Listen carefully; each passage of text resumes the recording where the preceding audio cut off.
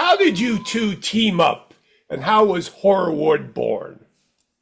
So I, Kevin and I have known each other for maybe A decade, 10, 10 years. 10 years.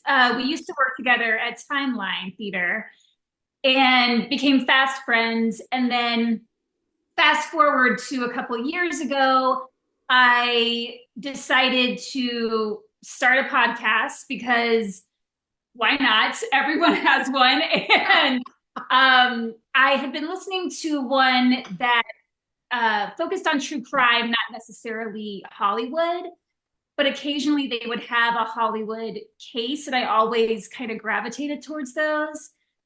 And I used to live in LA, so just having that experience of living there and then kind of knowing that side of it, I kind of was attracted to that aspect of it. And then I actually started with a different co-host, but she was long distance and we couldn't make scheduling work. And Kevin has always been into true crime. I'm a And big fan. My favorite murder, Crime Junkie. Any podcast out there, name it, I'm listening to it. and So like huge into horror yeah, movies.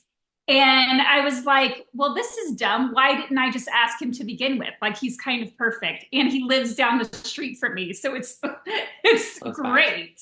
If potential audiences for the live show don't necessarily know your podcast, what can they expect for what you do in the context of this performance? So for this particular performance, feel free to jump Oh, in absolutely. whenever. Take it, Kate. Just like so. No, for this one, we always try to, whether it's a haunted story or a true crime case or whatever it is, we try to make it a conversation.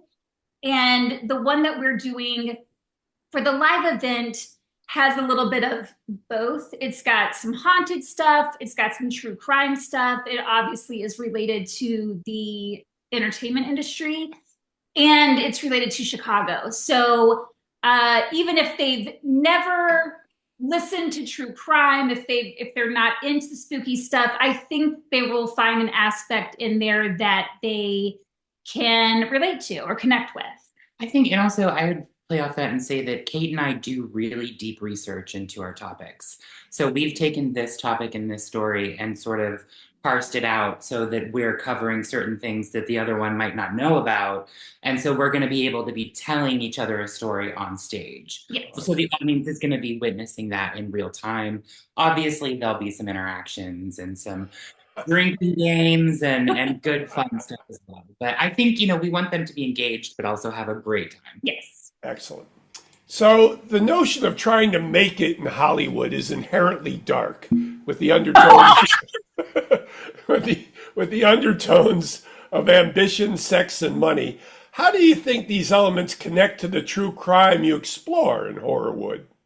So, one thing that I kind of wanted to do with this podcast is I don't know if expose is the word, but I think just as a society, we tend to glamorize celebrity. We put celebrities on pedestals. But when you really look into it, and what I experienced living there is that's just not what it is. And I feel like if more people knew kind of the dirtier side of it, they might not idolize people so much, and we might not put so much attention and focus on them, because I think it can work both ways. If especially like if you're a kid in the industry and you have that attention coming at you, that's going to mess you up.